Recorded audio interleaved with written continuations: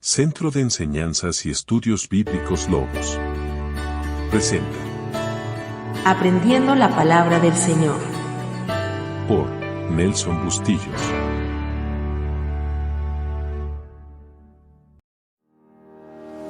En esta sección aprenderemos sobre las tretas a las que recurrieron tanto Labán como Jacob para ver quién de los dos era el más astuto. El resultado final es que Jacob, de la mano de Dios, terminaría por volverse más rico que su suegro.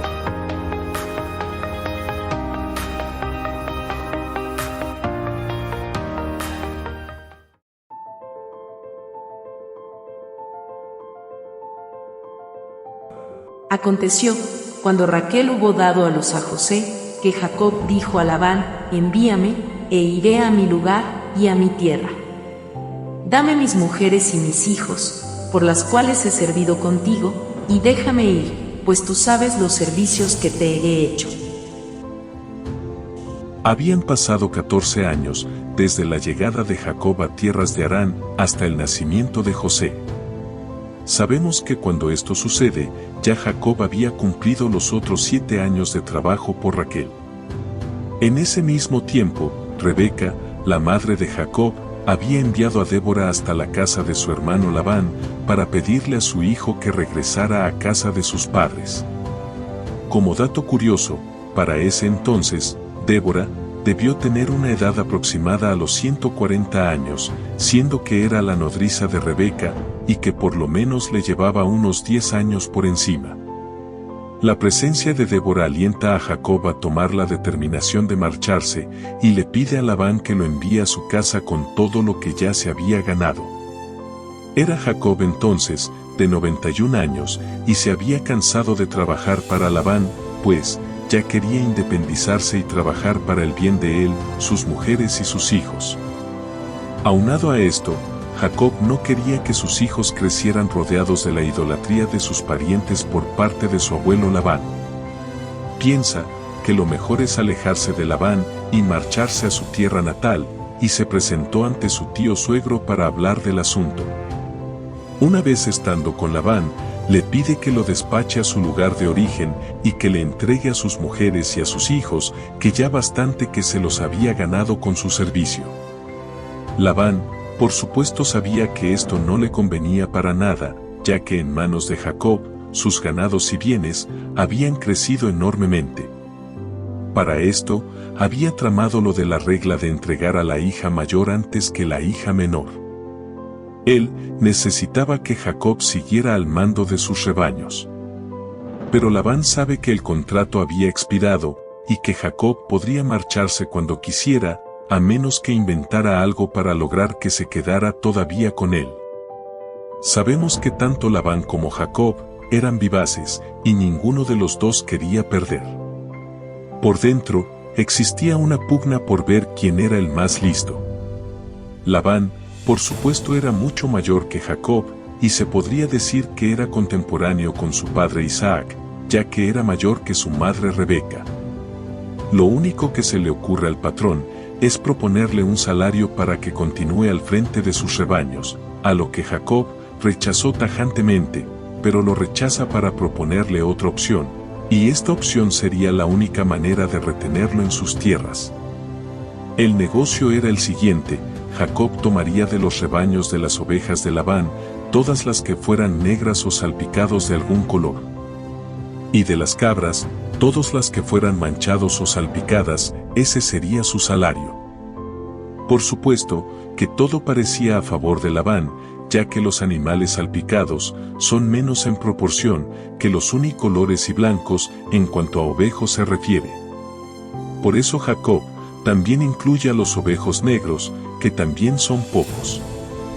Labán, viendo que tenía todo a su favor, aceptó la oferta de Jacob. Sabemos que el rebaño de Labán era mucho, y Jacob era como especie de un caporal, el cual tenía a otros pastores bajo su mando. Pero él también tenía parte del rebaño que atendía directamente. La propuesta de Jacob a Labán era como una carrera de tiempo, y la única manera de obtener algo era comenzar a escoger ese mismo día en el rebaño que tenía ahí mismo a su disposición. Por su parte, Labán tampoco se quedaría atrás, buscó a sus hijos, quienes para ese entonces todavía eran unos niños que no pasaban de los 10 años, y haciéndose acompañar por sus siervos, los llevó a los demás rebaños. Y Labán fue apartando todos los animales manchados o salpicados, más que todos los machos, y les despachó lejos. Dice la Biblia que puso 3 días de camino entre ellos y Jacob, para que cuando Jacob llegara hasta el resto de los rebaños, no consiguiera nada para escoger. Jacob solo tuvo la oportunidad de tomar de lo que tenía a la mano en el momento, lo cual era muy poco, y ya Labán se había salido con la suya. Sin padrotes salpicados, ni manchados, entre los rebaños, las posibilidades de Jacob de obtener grandes ganancias eran casi nulas. Y Labán celebraba con sus hijos, porque sus rebaños seguirían creciendo en manos de Jacob a un precio muy bajo. Los siervos que Rebeca había enviado para buscar a su hijo, se regresaron al ver que Jacob no regresaría con ellos. Mas, Débora se quedó para ayudar a las madres a lidiar con los hijos en su crianza y cuidado. Jacob, en su carrera por ganarle terreno a su tío Labán, no se queda atrás, y pone en práctica una táctica muy inusual. Quizás sus años de experiencia como pastor y criador le habían enseñado algunos tips en ese ramo. La idea de Jacob se basa en tomar ciertas plantas, las cuales se mencionan 3 tipos: álamo, avellano y de castaño, haciendo varas de ellas, descortezándolas y dejando sus tallos blancos al descubierto. Estas varas serían colocadas en los sitios estratégicos donde concebían las ovejas y las cabras, que generalmente eran en los abrevaderos. Jacob pensaba que con estas varas a la vista del rebaño, influirían a la hora de concebir, y que así nacerían ovejas y cabras salpicadas o manchadas. ¿Estaba Jacob en lo cierto? ¿Era factible que eso sucediera? Bueno, más adelante veremos los resultados. De los 3 tipos de árboles mencionados, Jacob cortó varas y les quitó sus cortezas, dejando visible la parte blanca de sus tallos, y las puso a la vista del rebaño. Luego de estas cosas, las ovejas y las cabras comenzaron a parir animales salpicados y manchados, aún sin padrotes que inyectaran sus genes, y el resultado era asombroso. Luego Jacob, convencido de que su plan estaba funcionando, usaba las varas a su antojo. Dice la Biblia, que cuando iban las ovejas y cabras fuertes al abrevadero, él colocaba las varas, y cuando venían las quebradas y raquíticas no las colocaba, buscando de esa manera obtener lo mejor del ganado para él. De esta manera, Jacob se engrandeció en riquezas, en 10-1 contra Labán, y se creyó todo un genio al usar esa estrategia, o por lo menos eso pensaba él. Habíamos dejado una pregunta en el aire. ¿Realmente le dio resultado a Jacob esta estrategia? La respuesta es no. La estrategia utilizada por Jacob, por supuesto que es un engaño. Hasta él mismo estaba errado en su manera de pensar. Todos sabemos que para que haya crías manchadas o salpicadas en un rebaño, tienen que haber padrotes que sean salpicados o manchados que inyecten sus genes. Pero ¿de dónde sacaría Jacob esos padrotes si Labán se los había llevado todos o casi todos? Pues la respuesta la dará el mismo Jehová. Y sucedió, que al tiempo que las ovejas estaban en celo, alcé yo mis ojos y vi en sueños, y he aquí los machos que cubrían a las hembras eran listados, pintados y abigarrados.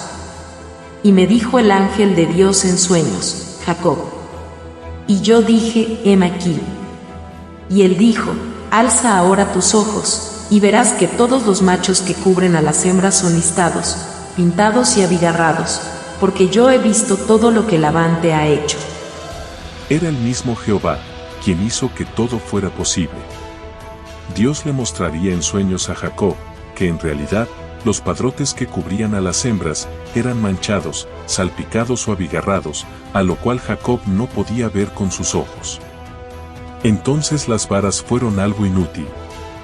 Igual las pusiera o no, el resultado sería el que Dios quería que fuera, y en este caso, para bendición y prosperidad de Jacob, su siervo. Así pasó el tiempo, y luego de 20 años de la llegada a tierras de Harán, Jacob se había vuelto rico en ganado, mientras que Labán, su tío, veía cómo Jehová lo prosperaba, y que la mayor parte de sus rebaños ahora estaban en sus manos. Durante todo ese tiempo, Labán puso muchas trabas al salario de Jacob. Por ejemplo, él iba escogiendo la clase que más se diera en el momento, pero Dios hacía que siempre fuera Jacob quien tuviera la mayor parte del ganado.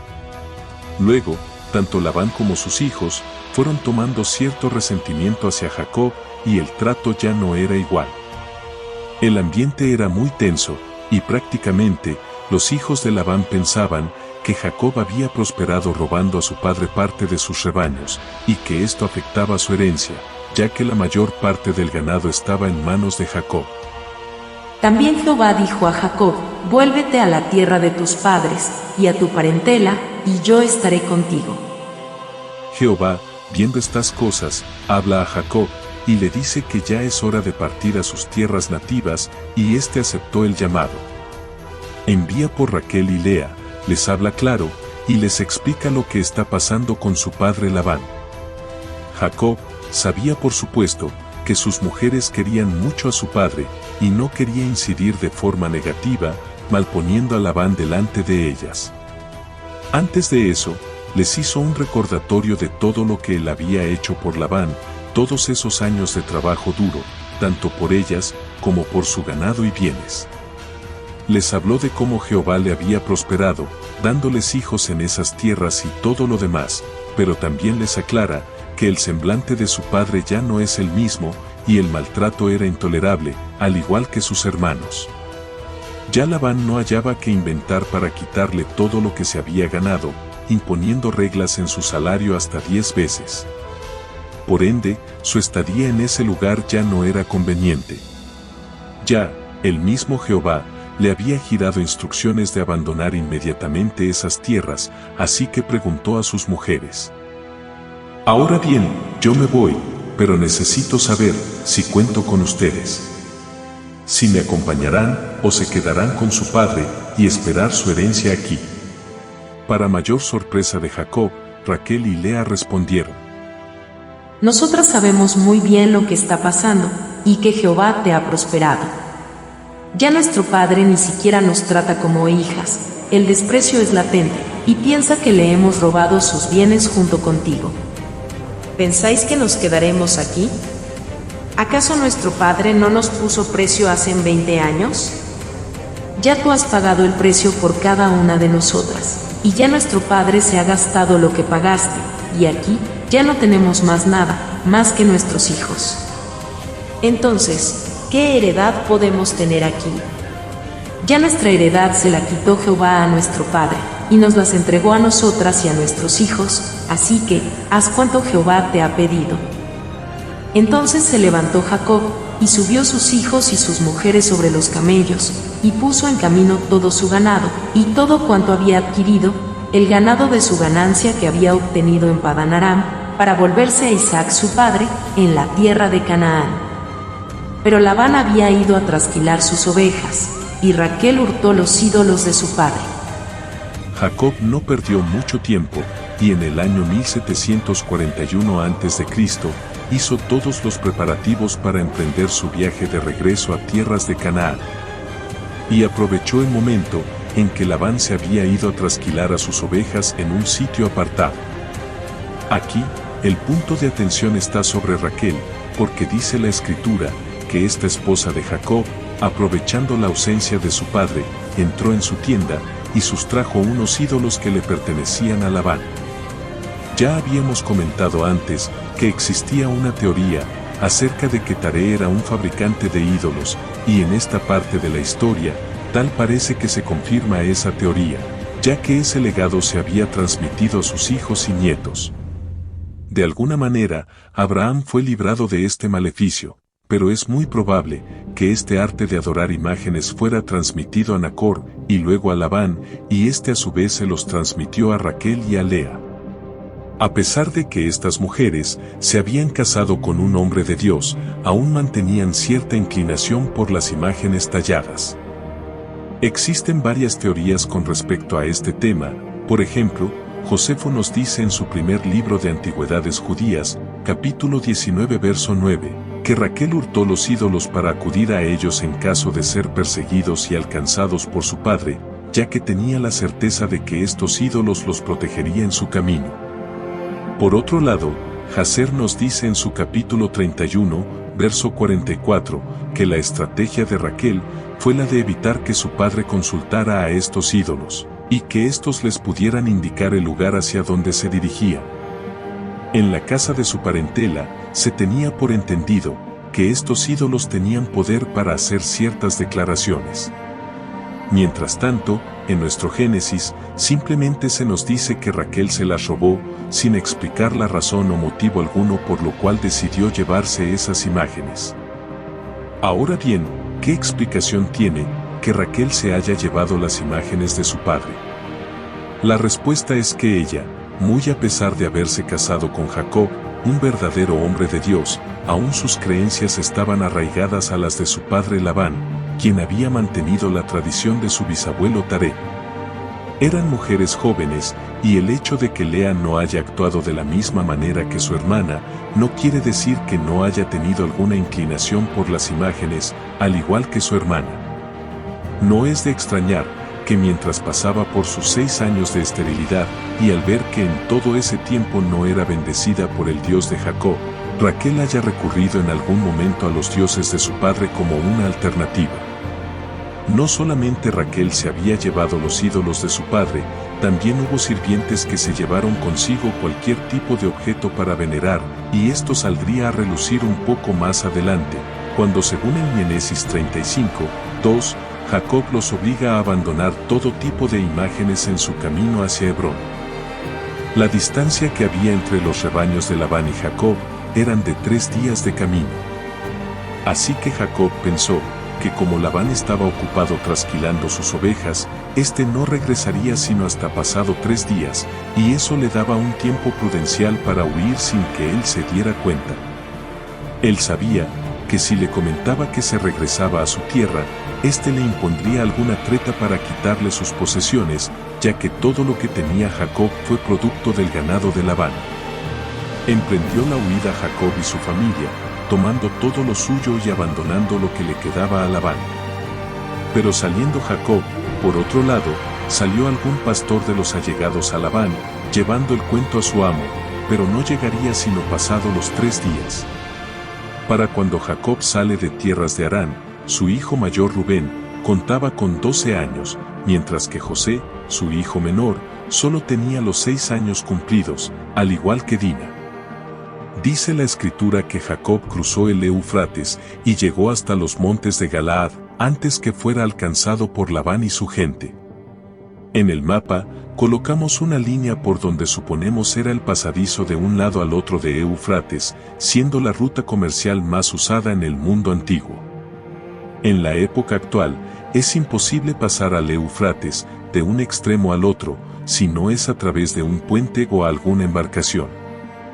Labán, al sentirse engañado, tomó a sus parientes y emprendió viaje en busca de Jacob. Ahora bien, ¿cuáles serían los motivos que lo impulsarán a perseguirlo? Veamos los posibles motivos. Es posible que no soportaba la idea de no ver más a sus hijas y nietos. Puede que le haya dado coraje que Jacob huyera con sus rebaños y ganados. O también que quería hacerle una despedida formal. Quizás se enteró del robo de sus ídolos y los fue a buscar. O pretendía hacerle otra oferta a Jacob para que se quedara con él. La razón más probable es la opción número 2. Labán sentía rabia e impotencia, porque Jacob se le llevó casi todo lo que una vez le perteneció. Por eso se llevó a tanta gente, para hacerle frente a Jacob, y suponemos iban armados hasta los dientes.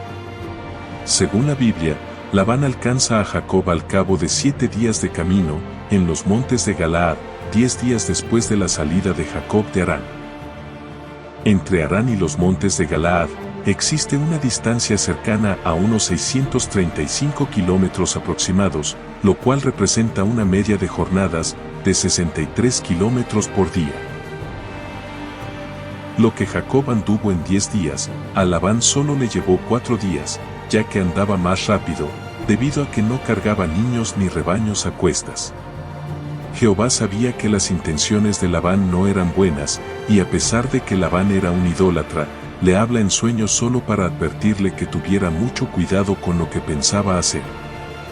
Fijémonos cómo ya Jehová comenzaba a cuidar a su siervo de las manos de su enemigo, y ahora más, que sobre sus hombros tenía la responsabilidad de su simiente, la cual se convertiría en la nación elegida para fomentar y exaltar el nombre de Dios hacia todos los rincones del mundo. Una vez reunido con Jacob, Labán solo le dice que le molestó su huida, porque se lo había ocultado, y que él le hubiera planificado hasta una fiesta de despedida. Esto era falso, puesto que el mismo Labán le confesó a Jacob que tenía el poder suficiente para hacerle morder el polvo, o sea, hacerle mal, pero solo porque Jehová le había advertido en sueños no le haría ningún mal. Además, le reprocha que se hubiera traído a sus hijas como prisioneras de guerra. Qué tan equivocado estaba Labán, ya que a sus hijas les había dolido que las tratara indiferentemente, como a extrañas en su propia casa. Todo por la codicia de que sus bienes crecieran en manos de Jacob. Pero Jehová lo castigó, y le entregó todo en manos de su sobrino y yerno. Ahora venía con la intención de acabar con él, pero la mano de Jehová no se lo permitiría. Además de esto, Labán acusa a Jacob de haber actuado como loco, huyendo de él. Creemos más bien que quien actuó como loco fue él, al saber que se le iba todo. Es como el apostador que va perdiendo, y de repente su rival no le da tiempo a la revancha, dejándolo imposibilitado de recuperar lo perdido.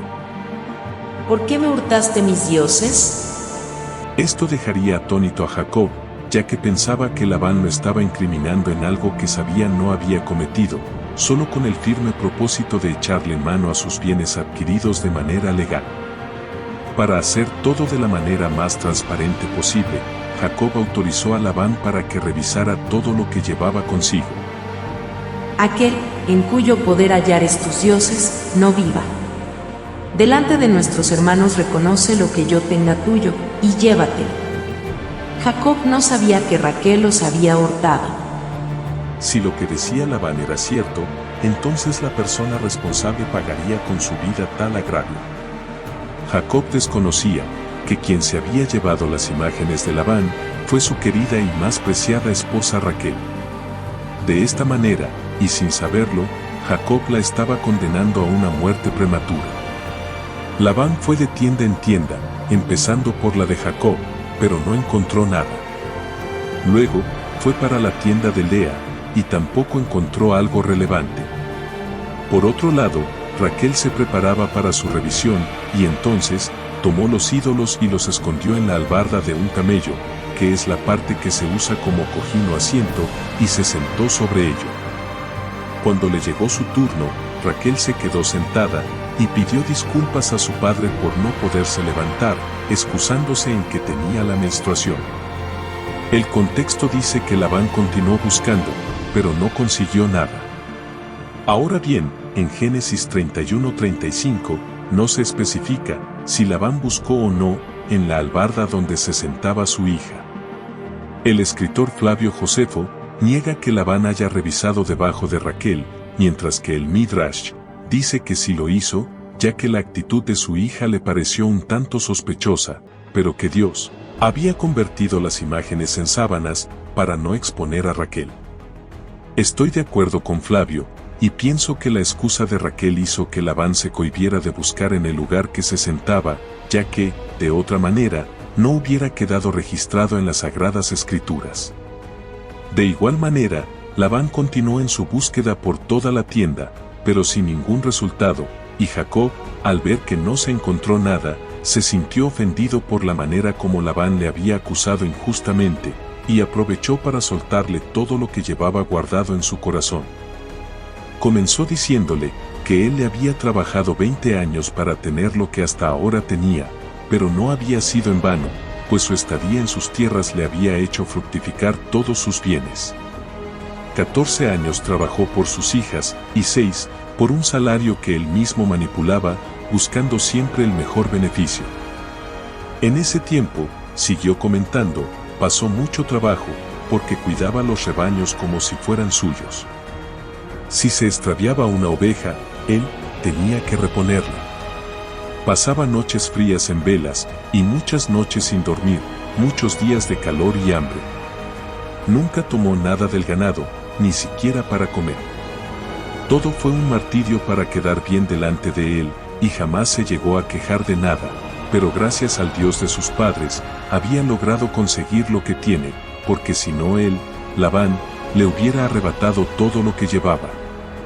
Por eso Jehová le había reprendido una noche antes en sueños, porque la verdadera intención de Labán era despojarlo de todo, y enviarlo a sus tierras nativas con una mano adelante y otra detrás, sin bienes ni nada.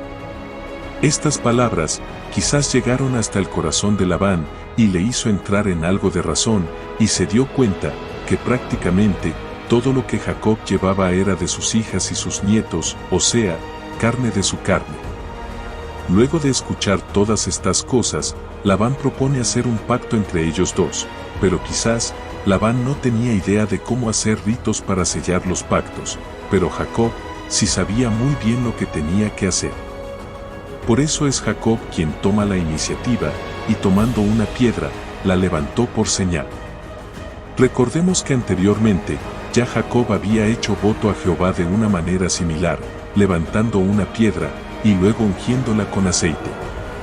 No hay registro alguno en la Biblia que demuestre que se haya usado este tipo de pactos y señales en sus predecesores, solo en Jacob. Luego de levantar la piedra, envió a sus allegados a recoger más piedras, y con ellas construyeron un majano.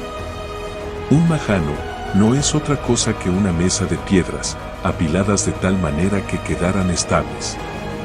Y mientras se construía, se estaba cocinando un banquete, porque mataron corderos y cabras para celebrar el pacto.